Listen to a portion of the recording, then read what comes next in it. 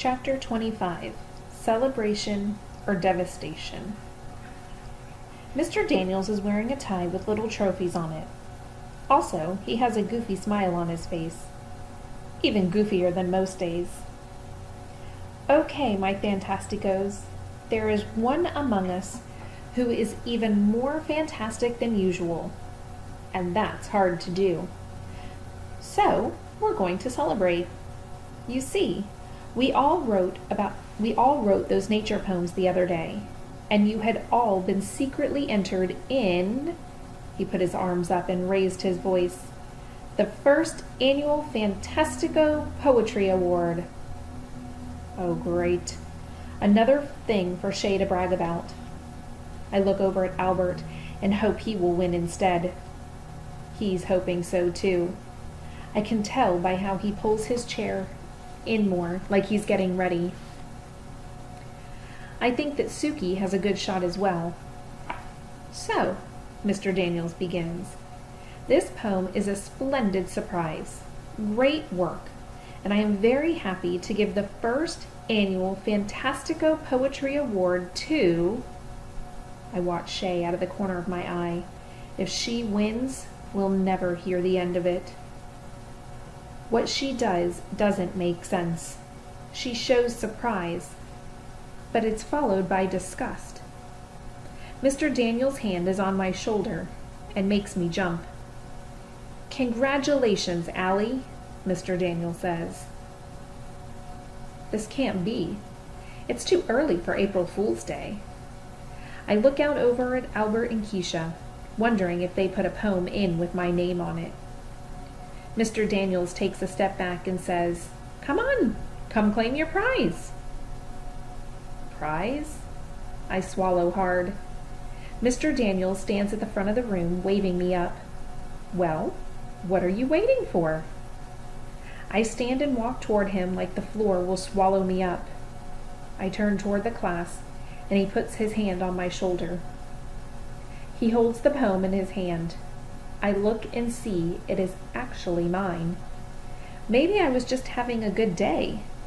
I mean, it's about time I have a good day for once, right? Happiness seeps in.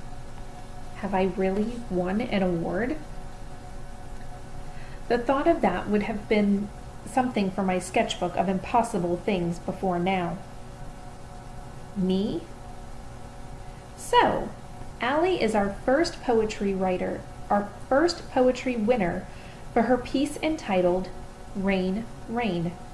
He turns to me. Do you want to read it, or shall I? The paper crinkles in my hand. I'll read it, I say, happy that I have memorized it. Rain, rain, falling down, down, down, on the ground. All the birds go in the trees. They don't like the rain, you see. It doesn't take long to say, but it took me a long time to write. But now, it's all worth it. There is silence until Mr. Daniels motions to everyone to applaud. Albert and Keisha clap loudest. Mr. Daniels motions again, and the applause gets louder. Oliver slaps his desk until Mr. Daniels pulls on his ear to calm him down. Looking out over the class, I remember some of the other poems I heard people working on. Really good poems. And then the whole thing hits me. I finally get it. Mr. Daniels holds out a certificate with fancy letters and swirls around the edges. He also holds a coupon for a free ice cream in the cafeteria. And I think how happy Albert would be if I gave that to him. But I can't reach out and take them. I look up into his face. He smiles and then he winks. I look out over my classmates, who have stopped clapping. Shay has pressed her mouth into a flat line. Most glance at each other with knowing looks. They all know, but figured I don't. This isn't a poetry award. This is a pity award. I look up at Mr. Daniels, who has given me a serious nod, as if to say, Go ahead and take it. They don't know. Getting an award for not being smart enough to deserve it is the worst feeling I've ever felt.